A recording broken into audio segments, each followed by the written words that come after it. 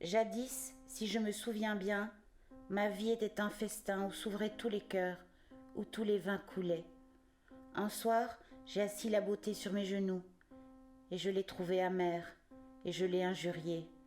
Je me suis armée contre la justice, je me suis enfuie.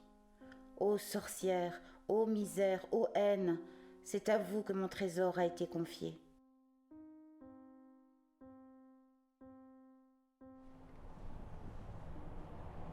Et action. Vous demandez certainement ce que fait le texte de Rimbaud Une saison en enfer sur le bureau d'un être un peu sérieux comme Léon Le Saux. En fait, il vous suffirait d'ouvrir une édition critique de ce texte, par exemple l'édition Gallimard dans la collection La Pléiade, pour en apprendre la raison.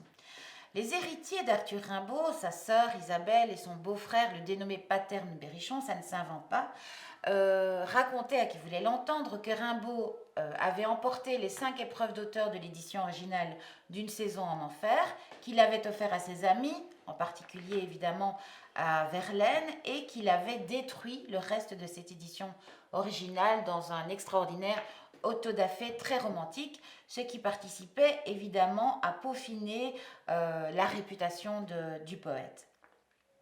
En fait, il n'en était rien, puisque en 1901, alors que Léon Le Saux se promenait à Bruxelles, rue aux Choux, à la recherche du tiré à part d'une revue juridique, il est entré dans l'arrière-boutique d'une petite imprimerie, l'Alliance typographique pour ne pas la nommer, et il a découvert une caisse.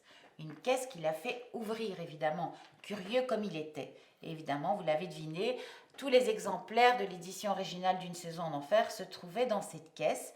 500 exemplaires en tout, dont une centaine environ avaient été abîmés avec le temps par l'humidité et par la poussière. Alors Léon Le Saux a tout de suite compris l'intérêt de ce trésor qu'il venait de découvrir et il a acheté toute la caisse pour un prix dérisoire, puisque l'imprimeur ne savait même pas ce qui traînait dans son arrière-boutique.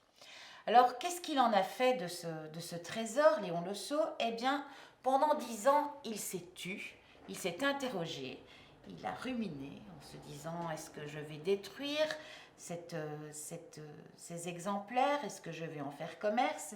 Et finalement, ce n'est donc que 10 ans plus tard qu'il l'a rendu public, en faisant évidemment les gorges chaudes du milieu littéraire européen de l'époque. Et bon, les principaux journaux, d'ailleurs, en font état.